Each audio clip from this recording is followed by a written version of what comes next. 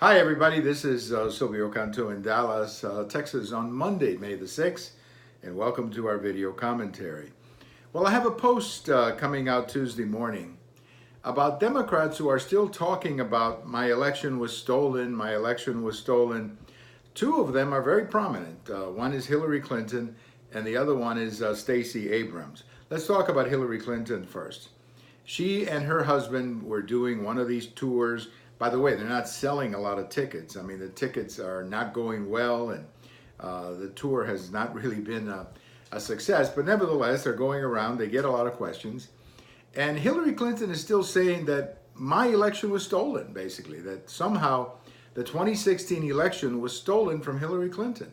Makes absolutely no sense how anybody with a straight face can say what she's saying. Look, the 2016 election, she got 232 electoral votes. Donald Trump got 306.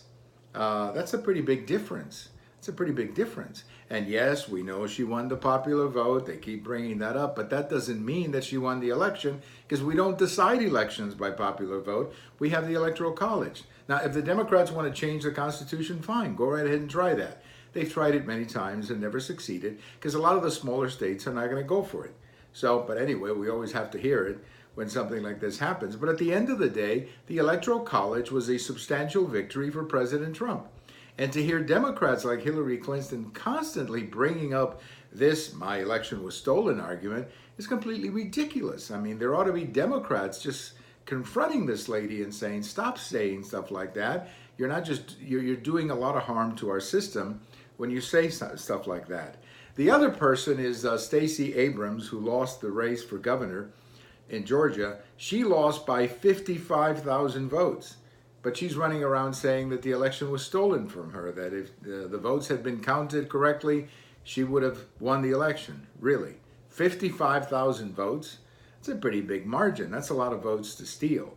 So my biggest problem is, I understand people, it's tough to lose elections. I've been on both sides of this. It was tough for us, for example, to accept the Romney defeat, the McCain defeat, and so on. So it was tough for us to accept it.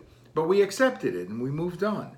You know, we didn't sit there dwelling on the election result. It seems to me that at some point, for the good of the country, people have to accept election results and then fight the next battle. The next battle, of course, is 2020.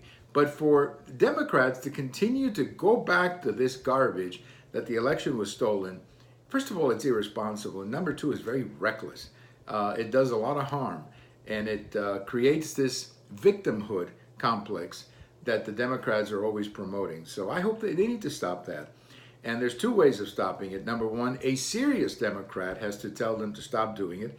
And number two, the media needs to be confronting these people and saying, okay, so the election was stolen. Give us some evidence that it was. They don't have any, okay? They don't have any.